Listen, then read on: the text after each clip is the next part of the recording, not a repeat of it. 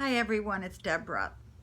This video is about some of my male subscribers talking about how I have unrealistic expectations in the dating world and I need to give the guys a break. Believe me, I give the guys a break. They go, well, you're not filtering them. Okay, yeah. When I was on the dating sites, I'd have like 100 responses in a 2-day period, and I would pick the best out of the 100, and 9 times out of 10, these are the guys that are wearing Crocs. These are the guys that's not grooming themselves. These are the guys that hasn't bathed or washed their clothes. So yeah, I did filter, and that's what I got, okay? It's comedic. You know, I can't do any better. And one of the people on there goes, a lot of my subscribers go, well, no, it's just one guy in particular. He goes, you got to give the guy a little time. You got to give the guy a break. Be a little bit more patient. Well, I realize that some guys don't want to be rejected, and they have a hard time with that. So I would be the one sometimes to initiate the first phone call. I think the last 3 times that I talked to a guy, 3 different guys, they didn't talk to me. They just sat there silently on the phone. And I can't carry the conversation but just so long. I don't know if they were tongue-tied, nervous, or what, but that's why I don't like giving out my phone number, because the last 3 times, the guys didn't talk. They did not say one word. So how am I supposed to communicate with somebody if they don't talk? Okay. The unrealistic expectations, okay. Am I supposed to overlook somebody's body odor? Am I supposed to overlook somebody's hygiene habits or the fact that they haven't brushed their teeth or flossed in years? No, these are what your mama was supposed to teach you, or your daddy. And if you grown men can't get that, that's why you don't have a date, okay? A lot of y'all are saying, well, I know why she's single. You guys keep forgetting I was married longer than anybody in my high school, 40 years.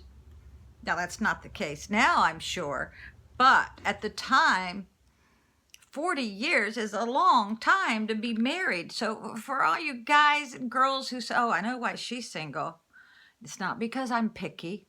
I'm not picky enough. That is the problem, okay? Because the last 2 guys that I fell in love with, since I left my significant other, I fell in love with them. And they both had, and they didn't tell me this because they were not being honest up front, they both had alcohol problems. And one of them had the alcohol and the drug problem, okay? And I told him, I said, you know, I even said to one of them, I said, if I ever catch you doing any hard drugs, I am out of your life in a New York second. Well, I did catch him doing drugs, and I did leave his life, okay? These are the cream of the crop guys. This is what I'm dealing with. So you girls are out there trying to date. Let me tell you what, those were the cream of the crop guys. I am not going to lower my standards. I am not going to lower my expectations just to make a couple of you all feel better about yourselves, because I refuse to settle. I shouldn't have to settle. I am perfectly fine living my life the way it is right now, okay? I like my life. One of the relationships I had, actually both of them, I was living in their house most of the time. I ended up having to cover some of the expenses, you know? And that shouldn't be right. You know, a guy in his 50s or 60s, if he can't pay his own electric bill or buy his own soap powder. There's some problems there, okay? I'm on a very limited income, and I don't necessarily need to have a man. Yeah, it would be nice. It would be nice to have a guy in my life, but for all you people out there who say, oh, I know why she's single, she's too picky, or she's this, or she's that. No, I chose the way I am right now, okay? I'm happy with myself. And if I happen to meet a guy that I click with, that's fine. But I am not going to just get married just so I can say I'm married. Where is it saying that a woman who is in her 60s has to be married? Who's making up these laws? Who's making up these rules? I personally don't think that a marriage certificate means much anymore. I don't think it does. It would be nice, but after my last marriage, let me tell you what, that certificate don't mean anything if both of you are not on the same page. And the minute I got married in 1973, it was night and day, Dr. Jekyll, Mr. Hyde. You know what I'm saying? I don't even know who that person was. And then I got pregnant the first week I was married, and I was too sick to do anything about it. But I stayed in that relationship for 4 decades because I kept my marriage vows sacred. Regardless, I kept my vows sacred. And for the most part, it was my greatest accomplishment besides being a mother. I think being a mother is probably harder than staying married. Yeah, my adult children is more of a issue than when I was potty training them or putting them on the school bus every day. Your children are not the problem until they become adults, and then your whole world, you think you've done a good job. Let me tell you what, they are inundated with the culture out there right now, okay? But there's one thing that I am very proud of with my children, and that is they do work, and they are hard workers. And in conclusion to the video I did earlier about the disabled YouTubers who are about to retire, the conclusion is I was told by the Social Security lady, her name was Loretta.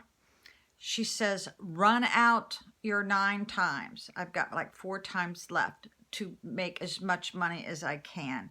And then they'll put me into that extended, oh, I forgot what it's called. It's where they put you in a 3-year thing where I can't make over 1,180. And if I do, then then you just don't get a check the next month. Or they deduct dollar for dollar, I think it is. And she says I can retire at any time, which then I can work wherever and with whoever, doing whatever I want. So that might be an option. But I do know that where I live now is pretty elite. It's kind of expensive. I had no idea that coming up with $285 a month for HOA was going to kill me, but it does. It's just not in my budget, because I do have to eat. Yeah, I gotta eat. And I still think people need to reserve a little bit of money to buy a new shirt once in a while, or to go on a little mini vacation. Yeah, that's another thing. Trying to find a guy out there that has a passport and has the time and the money to go on like a 7-day or 14-day vacation. They are very rare out there. Most of them have more health problems than I do.